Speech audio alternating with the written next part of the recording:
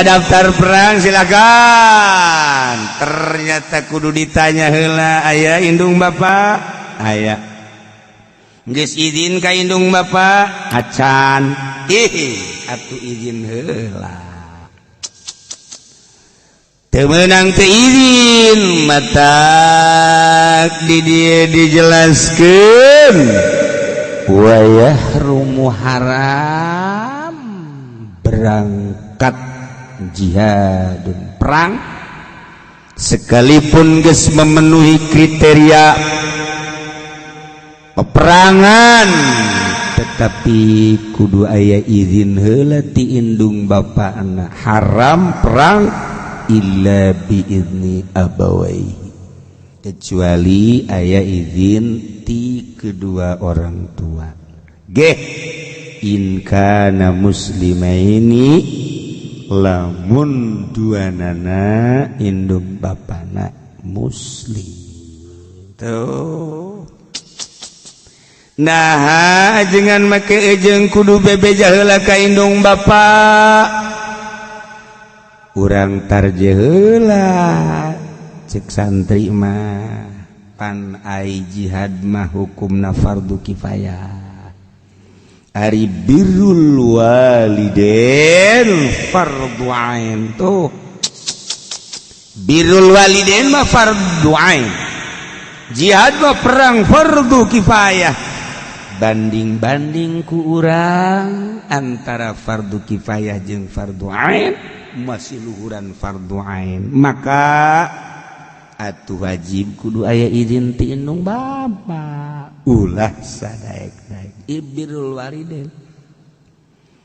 Mantak urang mumpung boga kene indung jeung bapa mumule eta indung bapa teh ulah ditoler-toler. Insyaallah karim. Urang maka indung bapa teh okos ngurusan padahal mah urang teh ngababukeun. Anakna diurus ku indung bapana beuh ti mimiti SD, SMA. Pohara datang ka kuliah.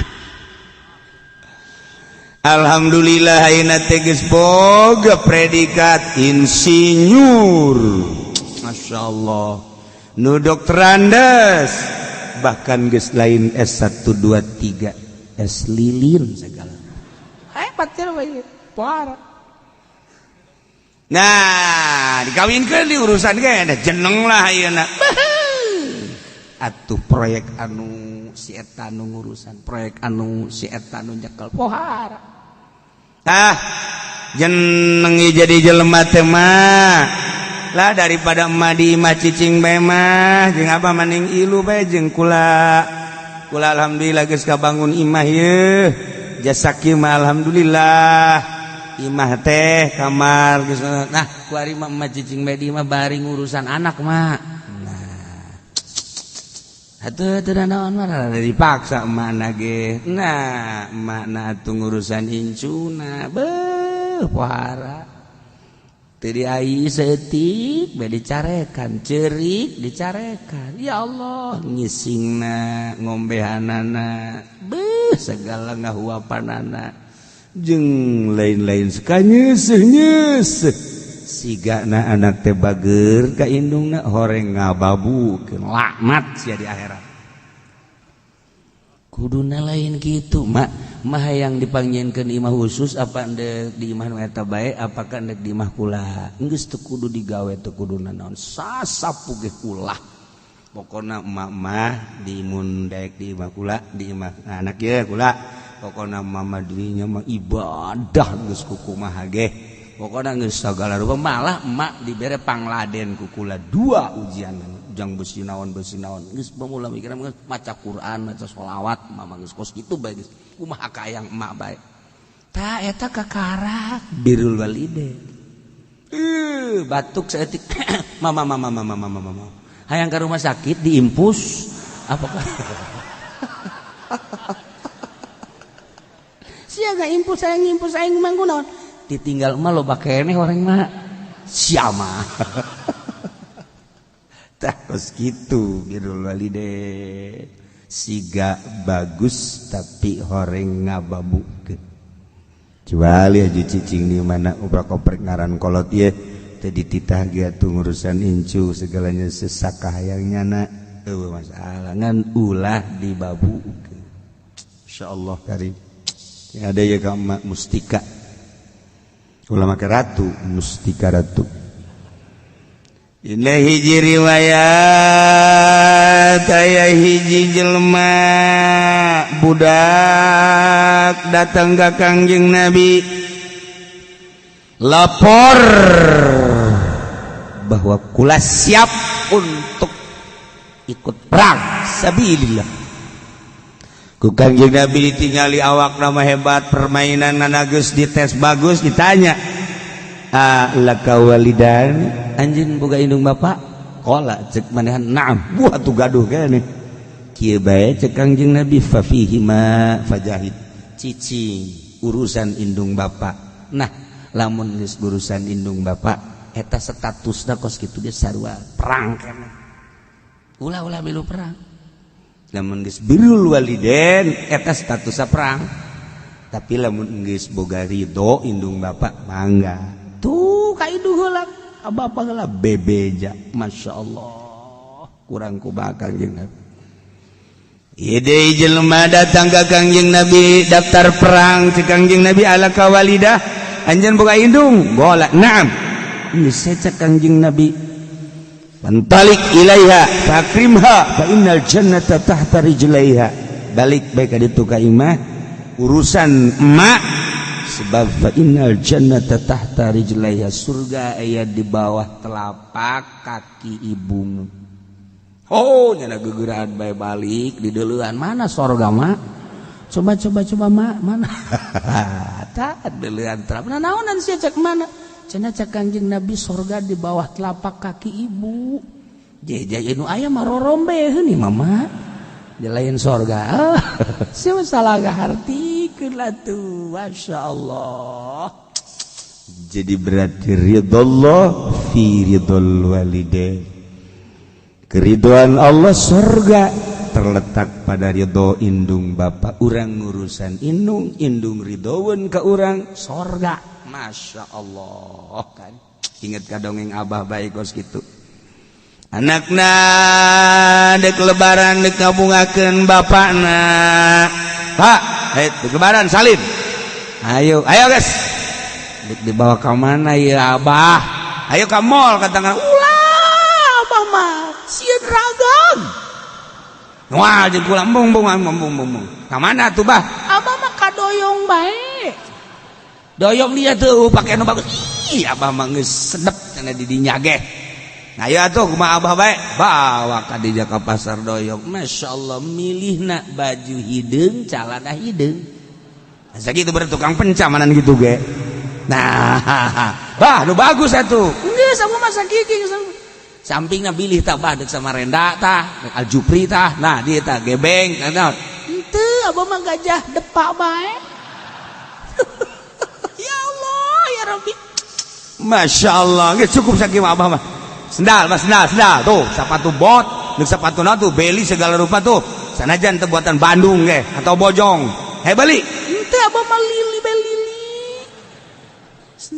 sendal lili si basaki abah mah masyaallah hai guys beli kan kaos jangan mah geus 77 ge geus bagus jasa cekan masyaallah nah bawakan ka imah bungaheun jasa ya Allah anak aing bageur cak anak bunga 50.000 ngomong bageur coba kamari ieu 10 tahun ka tukang anakna ku kolot dari bae sia lebaran bawa kadoyongnya kadoyong mah mana mall ji eta abah mah teu jauh ka mall geus abah mah duitna bae ka dieu duitna bae mai sia 50.000 tiba 50.000 naon 5 juta bah ambo make meuli pakaian 5 juta be teu zamanna kuari mah bah lepis 1,5 juta kaol dor 1 juta teu nyahoun abah mah dor kaos masyaallah naon deui atuh sapatu sanajan beli Bandung ge eta teh kan kudu 500.000 hitung ku abah hitung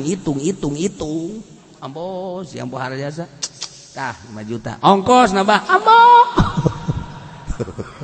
kolot maka anak jutaan anak maka kolot 50.000 ge paung pohara jasa eta tapi eta ku bunga kitu sorga anak aing alhamdulillah aing teu sia-sia ngadidik anak insyaallah ya baju calana di beja-beja di kabatur tuh anak aing manggeus meulikeun baju mau meulikeun calana soleh anak aing padahal tidak salat soleh sial tak kolot goblok ilok salat kini soleh-soleh nah iya kolot kata rimakin biasa surga ya Allah ya Rabb babari nah ilah kangjeng Nabi ummuki indung heula ummuki indung dua kali umi tilu kakarak Antalik ilayya Fatimah fa innal jannata tahta rijlain bagi nu barokah kena indung bapak wahai anak aya kena kesempatan jang neangan surga melalui birrul ada baik orang bapak dan saudara beliau kecil kalau belum nyawain gue kalau gentong seperti kau jinggo ayah gesgara jarum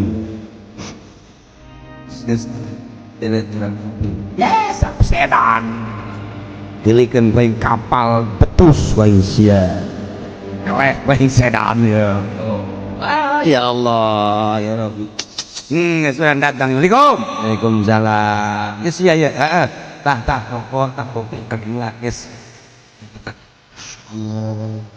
parupan di Samsu gudang garam sabungkus tapi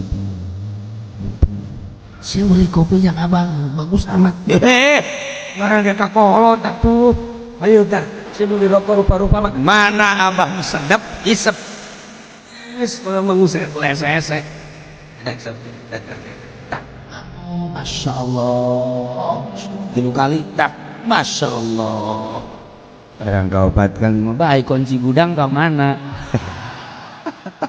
emang ada kan terdulian gak apa-apa ya ada daging Asia tak kunci nanti los usia tak mak balik dijual baik emang saya butuh aja saya bersoleh jasa aja ya Allah dijual boh satrek engkel dibawa ku jana engkel ya Allah mucung galuhur dijual sabara juta leta ya Allah merema sekali 10.000 2 kali 20 3 kali 30 barang mawa saengkel iya garong meleg-meleg sebro tapi teu karasaeun taku kolot soleh sia eta mah ngobrol jeung mana mah anak urang soleh jasanya merian kopi bae heeh cek eta teh tapi beas urang eueuh pan